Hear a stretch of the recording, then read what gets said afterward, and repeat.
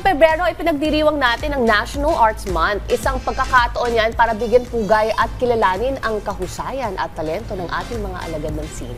At upang ibahagi sa atin ang mga programa, aktibidad at inisyatiba ng National Commission for Culture and the Arts para sa buwan na ito, makakapanayam natin ngayong umaga ang Commissioner ng NCCA na si Dr. Lordino Vergara. Magandang umaga po, Doctor. Good morning. At welcome dito sa Rise and Josh. Shine Pilipinas. Good morning. Thank you so much for having us here. Yan. Ngayong National Arts Month, may tema tayong ani ng sining katotohanan at giting. Ano po ang mensahe ninyo sa sambayan ng Pilipino tungkol sa kahalagahan ng sining at kultura? Mahalaga ang sining. Ang sining ay hindi lamang isang panamuti o libangan, ano? Ito ay tinasabi nating kaluluwa ng ating kultura. So sa pamamagitan ng sining, marami tayong mga bagay na dapat tandaan. Ang sining ay isang daluyan ng ating pagkakakilanlan. Dito na ipapakita natin ang ating emosyon at komunikasyon. At mahalaga rin na makita natin na ang pagkakakilanlan sa ating kasaysayan, ang pagpapanatili nito, no? At isang masasabi ko ay kanina narinig ko yung tungkol sa tax, no? Na binabayad natin sa atin, no? Mahalaga kasi, alam mo, ang malaking portion ng tax, ng travel tax na binabayad natin ay napupunta sa arts and culture, yung NEFCA, no? So, ang sining ay isang weapon din at isang pamamaraan para sa pagpapatuloy ng ating ekonomiya at turismo. So, kaya the more na magbayad tayo ng tamang tax, malaki ang porsyento na nagagawa natin, na ibibigay natin sa mga programa ng NCCA at ng National Commission for Culture Andito and the Arts. nabuboost yung culture natin, yung identity ng Pilipinas. Yes. Well, we got an assurance naman din sa gobyerno na pupunan nila kung sakasakali matanggal ng travel tax. Pero mabalik tayo dito sa National Arts Month, Doctor. Ano po yung mga activities na naka-ready, mga aktibidad na nakahanda ng NCCA para sa National Arts Month ngayon? We have a month-long activity, no? We started, we have the opening program last February 1. Nagkaroon kami ng konsyerto ng katotohanan at giting sa open air auditorium sa Luneta, no? Nagsimula kami ng parada ng mga sining.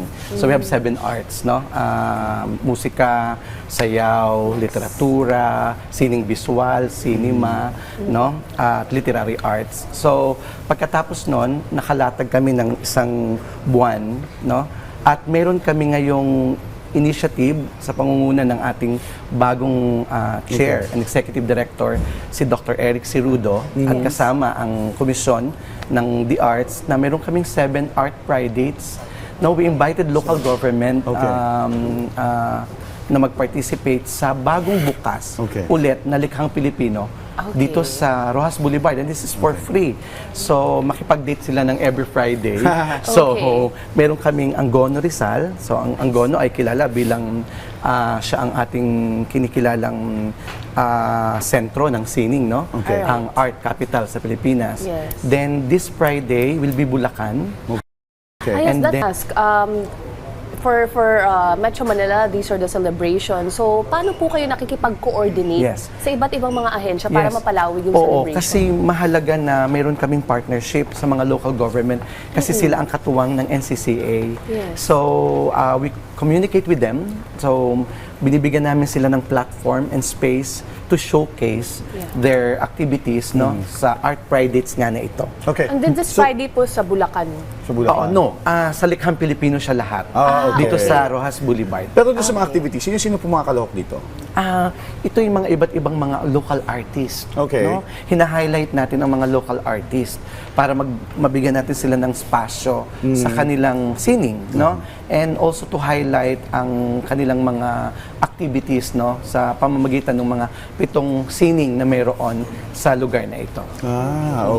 So then bukod doon, mayroon din kaming mga sites. Ang Luzon site namin will be in Los Baños, Laguna.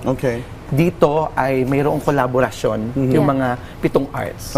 No? So, yun when you say local artists, naka-focus ba ito doon sa kultura, doon sa pinanggalingan nilang lugar?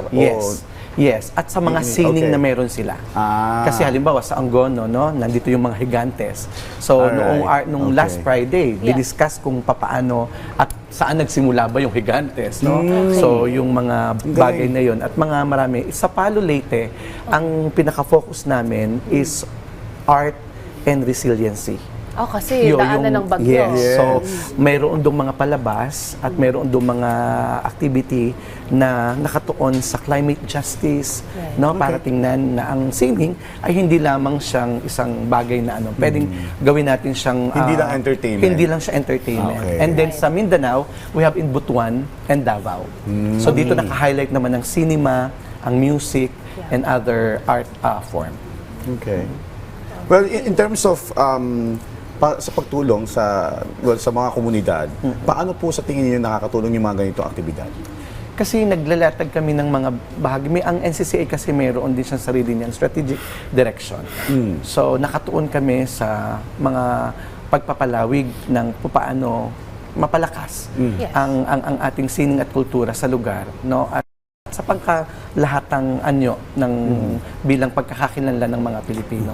Sa mga activities na ginagawa nyo, with your observation, did this or do this attract tourists as well? Mga local tourists?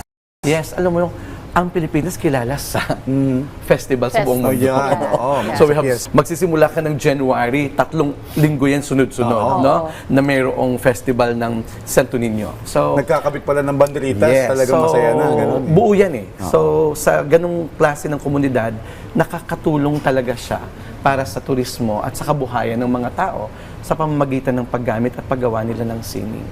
Pagkatapos naman po nitong celebration na ito, ano po ang mga susunod na hakbang ng NCAA para mas mapatibay pa ang suporta ng mga local artists at sa mga malawakang cultural development? Napakaganda ng tanong, no? Ang Arts Month ay hindi lamang isang buwan. Kasi, well, sinaselebrate natin siya ng isang buwan, pero ang mga susunod na hakbangin na ginagawa ng NCCA sa pamamagitan ng bago kasi ang ating chair. Ako bago rin akong commissioner, kaka-elect lang namin. So, may mga nakalatag na programa. Ang NCCA kasi is a grant and policy making body. So, nagbibigay kami ng suporta sa mga local artists. There are 19 committees. No, there are 4 subcommissions na nakatuon sa sining at kultura na mayroon sa Okay. Pilipinas. Sir, may you invite yung mga ka-RSP barkada natin, I believe, pwedeng panoorin itong mga aktibidad na ito, Yes. pwedeng makilahok. Can you invite them? Yung 7 Art Pridates po na 7 Friday sa loob ng buong buwan. Actually, nag-spill over pa siya ng March. No? Puntahan niyo po sa Likhang Pilipino. Sa mga taga Davao naman po at saka sa mga taga Butuan, meron po nakahanda ang local government, ang city government ng Davao at Butuan para sa mga activities na to. Sa Palo Leyte rin po at saka sa Los Baños. Magsasarado po ang aming programa sa February 27. Okay. Inaanyayahan po namin kayo sa Metropolitan Theater. Yeah. So, we're inviting you to join us in another concert for the National Arts Month. Alright. Maraming salamat po sa pagbibigay ng mahalagang detalye patungkol sa iba't ibang aktibidad ng NCCA ngayong National Arts Month. Dr. Lordino Vergara. Thank you, Thank you Doc. so much, Thank you, Doc. Liz and Josh.